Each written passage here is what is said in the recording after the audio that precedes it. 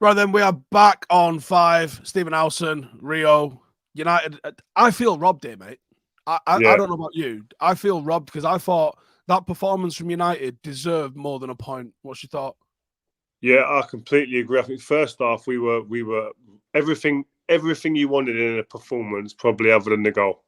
We were really good. We passed the ball through the different phases of play, put Chelsea under Chelsea had to change formation at about 35 minutes, 40 minutes in the game. They had to make a substitution and change formations. Potter had to rethink his whole tactical approach because of the way Man United were finding it so easy to get through the team and putting Kepa under a bit of pressure. Everything up to the final third, as it's been in probably the last 2 or 3 games, was as good as you're going to get in terms of the way Man United have been playing in recent seasons. But we just haven't got that cutting edge. We ain't got no teeth at the moment, really, it seems. As we've got Anthony, Sancho, and Rashford, as good as we are doing in getting up to that position, and just because we've not got a cutting edge or we haven't shown our teeth in the final third, doesn't mean they're not playing a role. They are playing a role because they've got to play a role to get us to that point. It's just then the final piece of the jigsaw is the decision making and the finishing in the final third hasn't been up to standards yet, but I think that'll come. But it's just getting it right.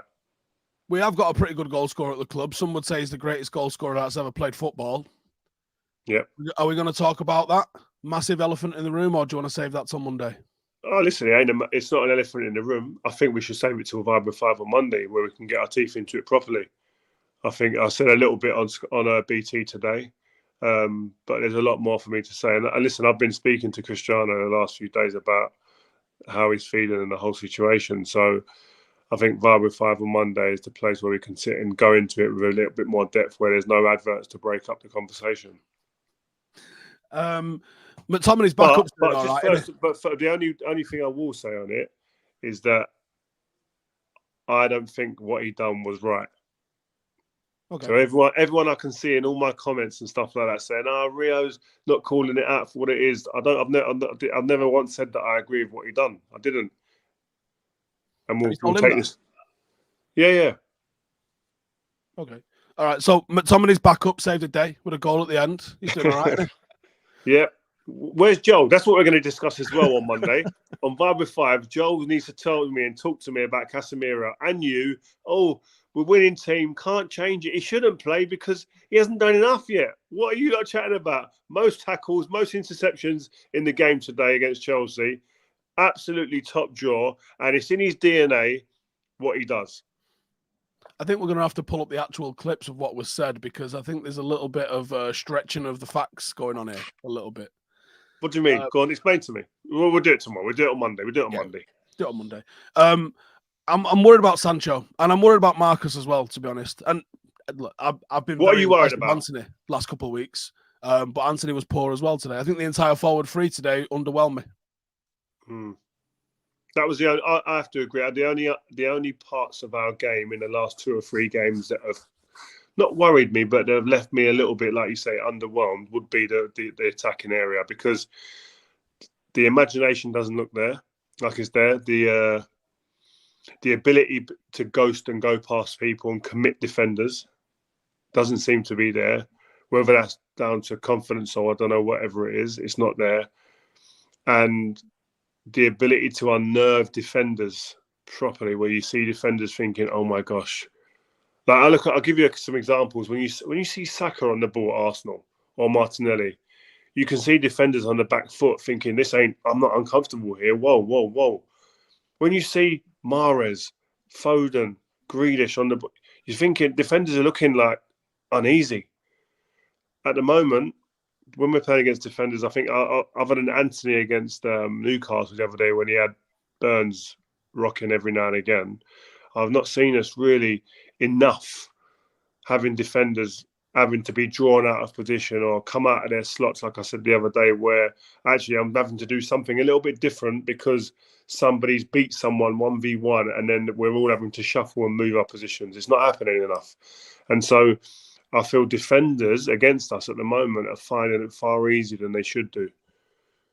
And I don't know what you're right. Anthony did it the other night, but I think he was probably the only one that could have done that today as well. Rashford can do it. Rashford does it, but this is my thing with Rashford. I don't know if what he wants to be is one. What do you want to be? Do you want to be a number 9? Something tells me, and from rumours I hear, that he wants to be a number 9, and that's where he sees himself. But I actually think his game suits it better playing from the left, because he can get the ball to feet and run at people with space without people coming back and backtracking, and like defensive midfielders coming back on his toes to clean up and to intercept what he's doing and to make 2v1s against him. If he's out wide, it's just him against the fullback or the wide centre half and going 1v1. Let's have it. And I think that's where then he's got options to pass as well. When he's the number 9, he's the highest player, furthest player forward. Once he gets his head down and dribbling against someone, there's normally not that extra pass he can make. Whereas from wide areas, you can make the extra pass, so he can either pass it, which is another threat, or he can go past, or he can open up to shoot. So I think he gets more of an opportunity to be a threat when he's from the wide left area, not from the wide right, from wide left, and he can run in behind. So I think there's more space there. Yeah, I think it's just about unlocking what it is, because Marcus, for me, no doubt, I think he plays in this team, has to play it for me, and I think what we've seen here, maybe we're not seeing the output go forward as what we're used to seeing with Marcus, but the other aspects of his game, the work ethic, the intensity, the desire, that's all back again now. The stuff that we was asking for before, and people were being like, well, what's happened with Marcus? He doesn't look like the same guy. It's there again now. And it tells me that there was something niggling fitness-wise last season as to why his body language was the way it was. He's fit now, and there's no excuses. And the only thing that isn't clicking at the moment is not enough chances are coming his way. And 2, there isn't that spark up front between all 3 of the attacking players and the connecting players, with like the Brunos and the Ericssons, etc. It's not all clicking enough in that area yet. So I don't think it's down to one individual in that area for the team either. It's a collective issue. Yeah, I just think that we're lacking a little bit of quality and depth. I think Alanga's a fine squad player, but if the starters are out, I think the drop off is quite deep to the likes of Alanga and that. With Varane being injured, we're not sure the severity of that injury yet. That's a problem, isn't it? Because I said this on my own review before, but I would like your slightly elevated opinion on this. You got a little bit more experience of being a good defender, just about that much, yeah. The level of defensive performance that we're seeing from Varane and Martinez at the moment, it's genuinely top level, isn't it? Yeah, it is. It is, because they're not only covering each other. They're not even playing well. Sorry, let me start again. They're not only playing well as individuals. More importantly, they are playing well as a partnership. And I've always said this: you've got to create relationships around the pitch. The more relationships you have, and the more pairs you have playing well around the pitch, the better you are. And that pairing has been nothing short of really top level. Obviously, there was a blip against Man City, but that was a team thing more than anything for me. But these two, they're dominating people. Harry Kane, Son, etc., dominated the other day. Don't get a sniff. Today again, dominating the game, not getting anywhere near, and then all of a sudden an innocuous injury with Varane. And you know what? I was watching it with my missus and kids, and it was sitting on the sofa. And my missus was like, "Wow, you can see the emotion and whatnot." I've been there on the eve of a World Cup day. I was actually days from a World Cup, and I got injured. I was going to be leading my country, captaining England in a World Cup in South Africa, and I missed the World Cup on an injury in training. He's done it obviously now in a game here at Stamford Bridge. But that feeling, I know that feeling that he's got where it hits you immediately, it all rushes to your head. I know I'm not going to be fit. No matter what anyone tells me now, I'm going to sit and hope and pray. I'll wake up in the morning, it ain't as bad as I've felt now, but deep down I know it is. And I sensed that when I saw him. I could see the emotion, see the frustration, the anger, the disappointment in his face for the short little period of time we saw it. And I thought, wow, I know you're feeling, man. World Cup aside, because obviously that's going to be playing on his mind at the moment. And we've just got a massive super chat here. Someone's dropped in €100. Wow. Tiago says, we all know Ronaldo's not at his peak at the moment, but to bench such a player is unacceptable. Just let him go somewhere. He will always start. Legendary United should respect the legend CR7. What's your thoughts on that? Yeah, I agree with a lot of that. We'll talk about it tomorrow on Monday again on Vibe with Five. But again, you mentioned the point there, looking a bit lightweight off the bench. I mean, my biggest point is if this was handled correctly and was preempted, this situation, we wouldn't be sitting there thinking we've got a light bench. Cristiano Ronaldo would have been on the bench and he'd have been able to come off the bench today and have an impact, I'm sure. And that's the thinking that I think was missed in this situation. Forgetting the World Cup aside, I was just about to say, how big is Varane after the start him and Martinez have made? How big is Varane and Martinez playing together going to be for our top four hopes? I don't know. I think the team for someone like now, it seems to me that it's probably not going to be Maguire that comes in. Lindelof will come in from what we're seeing. Maguire's been injured. Lindelof comes in. He's coming into a more stable team now.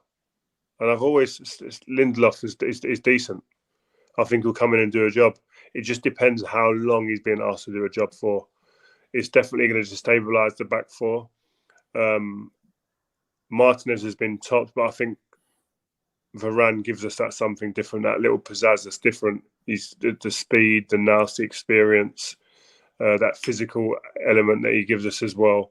I just think that he's going to be, he could be a huge loss. It's just we've got to work out how long that's going to be now. But you need them two back together. We can see straight away that them two together make us a different team. Simple as that. Thoughts on the penalty? Was it a penalty? No. If I'm Chelsea, it's a penalty, you think. But if you're a home team, or if the opposing team was on the receiving end, you're thinking, it's a bit of a light one. But you don't get what I always say in them situations. Don't give the referee a decision to make, and Scott's obviously done that, so which is unfortunate. But Casemiro comes up trumps, man. Casemiro comes up trumps with the goal header. Woof, unreal scenes. Despite what we discussed previously, are you a little bit surprised at the level he's got to so quickly? No, not at all. Casemiro is one of those players. He's not the game. The only thing that worried me about him was the game being so quick, and in the transitions in this league are different and a lot quicker, and happen a lot more frequent in our league than the Liga. The Liga is a more possession-based league, and you get time to get back in shape, get your position, get set. Right, let's defend it. Whereas here, it's a lot more right. Game gets transition, bang. All of a sudden, it's a shot or it's a corner, it's a save, quick. Would he be able to work within those transitions? But he's so intelligent, he negates that argument. His positional awareness of teammates, of opponents, of where they are on the pitch, his distances, his ability to smell danger and go into pockets where the ball may eventually be and just be there.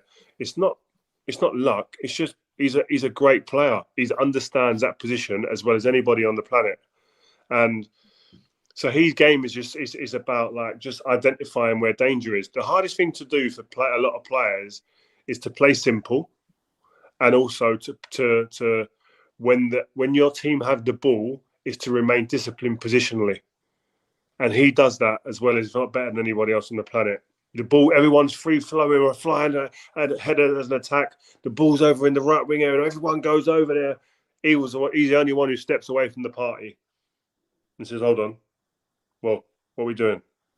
It's hard to do that because we all get emotionally attached and involved in the game and carried away with the moment, carried away with it. He's very much, no. Oh, I'll make sure I'll stand on the peripherals here, or make sure it's all right. I don't want the glitz and glamour, but I'm here for security. That's his game. I haven't seen him run, I don't think, yet. He just seems to walk about the place calmly. You know what he does? He doesn't run forward or back. He shuffles, he runs side to side, shuffles side to side like that. And for a defender, a centre-back, his main movement I want him to do is that. Every now and again, I want him to go out. But normally I want someone like Bruno or Ericsson or Fred to be the one that runs out. But you just stay here like this in front of me. Like that. I want you to be the shield in front of where the ball is going to come into central areas where it's most dangerous. If it goes wide, slot back in alongside me or just on the penalty spot so when anything's cut back. But in the main play, I want you to shield me like that. And every now and again, you can go out when you smell it. And I'll leave that smelling normally to him. You go when you're ready. You know when that time is to jump out and go. That was always my problem with the team before. And I think it wouldn't have mattered which centre-halves you had in the game. Our problem was we didn't have a recognised CDM who understood that position as second nature. Scott McTominay, for all the good stuff he does, is not a CDM by nature, by trade. Fred is not a CDM by nature, by trade. All the players I could mention before that and are in around this time do not understand that position properly. They have attributes like their physicality, their pace, their endurance, their tenacity. That's all great stuff. But in that position, it's the best players in that position over the last 10, 12, 15 years are never the best in terms of physicality. When you look at Makelele, it was named after him. He wasn't ever the quickest player in there, the strongest player in there, the biggest player Roy in Keane there. had the physicality though. Early Roy Keane. Later, No, but early Roy Keane wasn't a CDM. Early Roy Keane was a number 8, box to box. Yeah, true. But when I go through these players, Makelele, Sergio Busquets, Alonso, now we're talking Casemiro, now in today's game, Rodri, Fabinho. These players are all players that you would say, if we're basing it on physicality, they don't get signed as scholars at football clubs. Fabinho's pretty physical. He's a bit of an athlete. No, but I'm saying he's not someone. If you said no, I'm going to go. You got a 20-yard race to get to that cone. You see if you can get there. He's in the middle range of the whole squad. He's nowhere near the top. I got to throw this comment on. Joel's in the comments.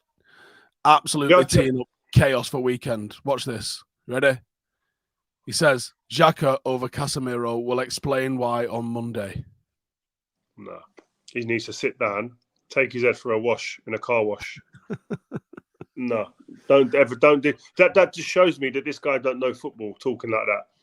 Xhaka has only come to the fore as a number 8. Getting in the box, scoring goals, not as a number 6, where you're having to rely on him and having responsibility defensively.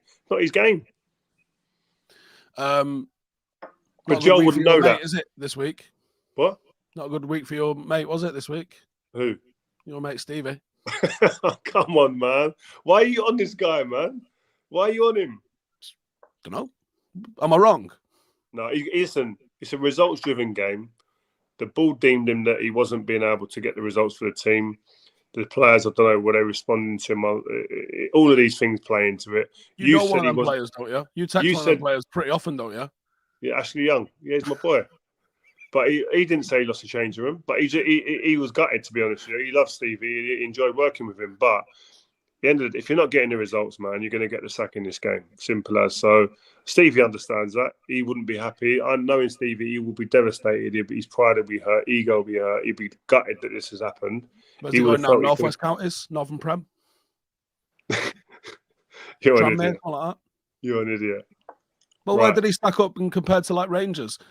Neil Lennon's proved that the Cypriot League's a better league than the Scottish League. Do you know what, though?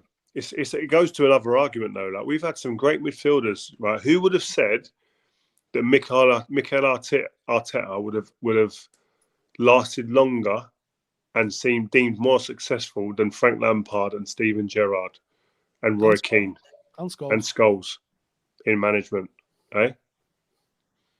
It's mad, isn't it? It's not always the best players. There's almost no correlation to the greatness that you were as a player to your greatness as a manager. It's probably rarer. Zidane's the only one. For the very, very top ones. I think people diminish Pep because he's been so good as a manager. They diminish his career. Pep was a player. Pep was Busquets before Busquets. It was Michael Carrick, yeah. But he's just got a new job, by the way. I forgot to mention Michael Carrick on that list of CDMs. But yeah, Carrick's got good luck to Michael Carrick, by the way, at Middlesbrough. Good luck to him. Did very well with United in that short time. Let's see what. Yeah, I'm really interested to see how he does. He could be another one.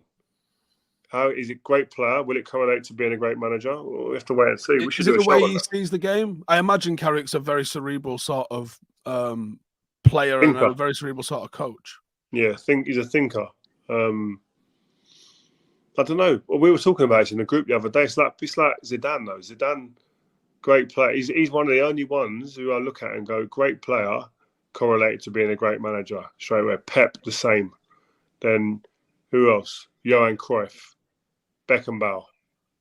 When you look past them, there ain't many when you're going, okay, like Fergie, you have to respectfully say he wasn't renowned as one of the world beaters, was he? No, I think he had a decent career in Scotland, but I think that's all not you a world can beater. say for it, really, yeah. Brian Clough.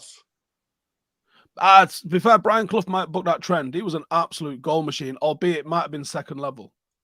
I can't remember what level it was that he was. No, but I'm talking. We've mentioned worldwide superstars here.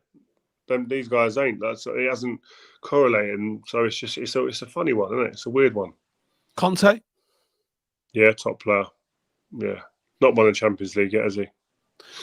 They're rare though, aren't they? And I think you're seeing more of your Jose's, your AVBs, your Potters. I mean, Potter had a professional career, but you wouldn't have picked him out of a crowd at the end of his career, would you? No, not at all. Not at all. We should do a show on this anyway. But listen, I think we should go. What I'm going to say. Before you do, a little word on Klopp losing to bottom of the league. Yeah, that was a mad result. You know, they've gone from beating Man City and looking like they're back to losing to the team that were bottom of the league. It's mad. It shows you the inconsistency. Why are Liverpool back when they do a smash and grab at home? United were doing that for a long time and we're getting criticised for it. Liverpool are back when they do it, not having that. No, but it's different because Liverpool are still a team that you've got the players who you know that can go on a run of 10, 12, 15 games winning streak. United have never proved that. I've seen not this season they can't. Yeah, I agree with you. But Liverpool, they're not the same. They're not the same. A lot of my mates are Liverpool fans. Ahmet Zult, if you're watching, he's a mad rose tinted glasses. He just whatever happens, he's positive with Liverpool. But there's one. Sorry, Dwight York's doing an absolute madness in Australia. Yeah. Who'd have saw that one coming? Do you know what? Dwight York's talked for a long time. I know Yorkie, good lad, and for a long time about being in management and not getting the opportunities. And he said he's done an article the other day saying black players don't get the opportunities that other players do. We come out of the game similar level, talent, etc., achievements, but don't get the opportunities. He's had to go so far away to Australia, to the end of the world, really, to go and get an opportunity, and he was doing really, really well. And yeah, I mean that's a conversation to be had. I do think opportunities are limited for people of colour. I would say that, but at the same time as well, I do think this is a mates game. This is very much about who you know. Have you immersed yourself in the football fraternity world, in the upper echelons, in them corridors of power, to be able to get opportunities? Have you endeared yourself to those people? I think sometimes that plays a part, but I would say sometimes as well, it's because people don't know you or are not around people of colour, don't have the trust maybe as well to then employ. And it's something that does need addressing. But Yorkie has definitely gone away and said, listen, here I am, guys. I deserve an opportunity. I'm doing well now. I can do it. I've shown I can manage a group of players.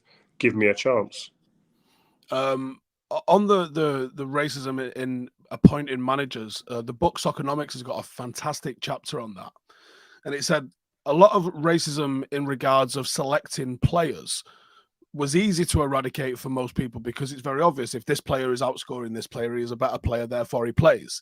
Whereas with managers, most people still don't know how to correctly evaluate what a manager's impact on a team is. So institutionalized racism is still very easy to hide because it's unknown what a manager does, or it's not understood to the same level what a manager does. Anyone can look at a black centre forward outscoring a white centre forward and go, I'm playing a black guy, he's absolutely banging him in. Whereas when it's a manager, because people don't know intrinsically what way to evaluate how good a manager is, that institutionalized racism can still appear because people are able to hide it within, he's a good lad, or those sorts of attitudes.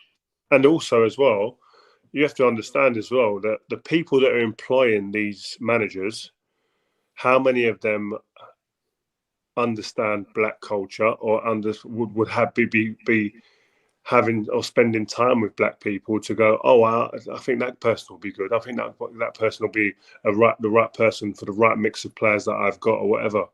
If they're not around, it's not their fault maybe that there's just the environment that they're in don't have any black people in. There are pockets of England that are like that. There are workplaces that are like that, and these people who are employing the managers may not be exposed to people of colour. So then go, I don't know. It's a bit of the unknown. What's the background of most of the CEOs in football? I imagine they went to 3 schools. Yeah, exactly. And it's like, what I don't know brings fear. The unknown is scary. I'm not going to go near it. So I'm not going to employ someone of colour. And I think that'll be some people's mindsets, and some it will be, who am I being exposed to? Who are the people whose names are being put on my desk? And it's about, again, like I go back to, have you got the right people representing you? Have you endeared yourself to this type of people? Have you put it out there to these type of people that you're capable? And sometimes you're not. It might be simple as you've had the opportunity to present yourself, and you just weren't picked on the grounds that you weren't seen as the right person. But I do think there is elements of racism, but there's also elements of the other stuff as well added to it. Yeah, I think it's a massively complex issue, and I think at the heart of it is probably a more innocent lack of understanding about how to correctly evaluate what a manager does. I don't know. I think you're being polite. Yeah, maybe. I think there's also that, and it's not just a people of color thing, but I think the likes of Dwight York being from Trinidad is probably affecting some people's thoughts on what to give him, and maybe his lack of international career, or he obviously had an international career, but it wasn't a successful World Cup sort of thing, so he's not been exposed on the bigger stages. What he did in a United shirt is what he gets evaluated on. Hopefully someone's recognizing what he's doing, and in a similar vein to what Vieira went and did. Vieira went and was probably laughed at a little bit for going to New York City. But what Vieira's done with Crystal Palace, this Crystal Palace team's a bit of a joy to watch. And when you consider they had Roy Hodgson beforehand, who was managing about the same time you was born. That's how long that guy's been a coach. There's got to be fresh ideas, and fair play for Crystal Palace for giving Vieira. It was a gamble for him to get that job, but he got that job on the back of having to go elsewhere, where we know people are getting that job sooner if they're perhaps white English players. There's a lot. I see a lot of academy coaches and people in the system now with the FA and whatnot. There's young coaches out there that are trying and working, and Liam Rossini is a good example. Now having an opportunity, and there's more. So it'd be interesting to see over the next few years the opportunities that these guys get. Would you like to see something like what America's got with the Rooney Rule introduced, or would you rather it be left aside and hope that the right thing happens? No, I think the Rooney Rule works in some ways. I think you don't want the job just because you're black, but you want the opportunity. So, and I think with the Rooney Rule, I think, correct me if I'm wrong, that it's making sure that people of colour do get the opportunity to present themselves. It's guaranteeing interviews, isn't it? Exactly. So you get the interview, which is a process that you may have missed the boat with ordinarily. So Jake, if you're watching, can you tell us what Roy Keane said? Apparently Roy Keane's had a go at you. What's he said? Apparently Roy Keane is determined to throw Scholes and Rio Ferdinand under the bus. I don't think I can play it. Can someone tell me what he's actually said, please? Can you tell us what's actually been said? Beanie Man Sports in the comments. Check you out. Can someone let us know what's been said? Because I'm not going to be able to play it. And I'm just going to have to trust that they've said the truth and not some absolute carnage in here. Jake, can anyone let us know? If not, I guess we'll have to find out on Monday. We'll react to it on the podcast on Monday. I don't think we're going to get the comments to react to straight away. So should we wrap it up there and say we will see everybody on Monday? And we'll bring Joel into the mix. We'll come in with our boxing. Is it Southampton they've got tomorrow? Yeah, Arsenal got Southampton. Fingers, come on, Saints. All a favour, man. Right, from myself and from Rio, we'll be back on Monday. Make sure to subscribe, and we'll catch you guys in the next one. Laters. See you later, guys.